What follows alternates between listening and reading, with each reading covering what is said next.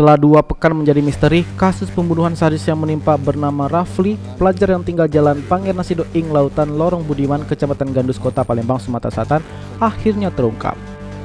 Ini setelah petugas Polsek Ilir Barat 1 bekerjasama dengan personel Ranmor Polrestabes Palembang berhasil 3 pelaku pembunuhan Kamis 16 Juni 2022 malam.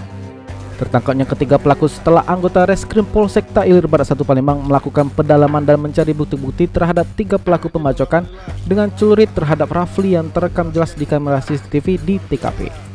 Peristiwa pembacokan yang terjadi seusai korban bersama ke-6 rekannya pulang menonton final Liga Champions pada Minggu 29 Mei 2022 sekitar pukul 3 waktu Indonesia Barat. Penangkapan tersebut dibenarkan Kapolsek Ilir Barat 1 Palembang Kompol Roy A. Tambunan. Dikatakannya, penangkapan ini setelah pihak Satreskrim Polsek Ilir Barat 1 Palembang bekerja sama sinergitas dengan unit Ranmor Satreskrim Polrestabes Palembang. Wah, di belakang, Bayu. Yang apa yo? Kau memang nak ngapa? Kau mengarang itu mau motor baik kan? Aku tak ngapa tak. Iya. Kau tak ngapa. Yang mau motor Pino siapa? Aku mau motor. Motor Pino kan? Nah, terus yang di belakang kau siapa? Hiro. Yang belakang Wahyu. Berarti yang ngapa sih? Yang siapa? Wahyu apa? Dia. Tak tahu bang. Aku diajak bang. Diajak be.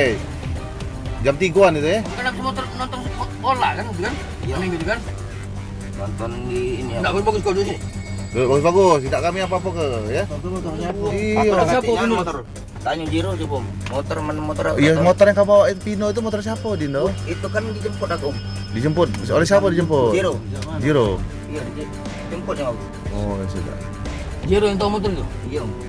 Jadi kau bawa motornya? Iya. Aku jokinya, Pak, joki. Joki me.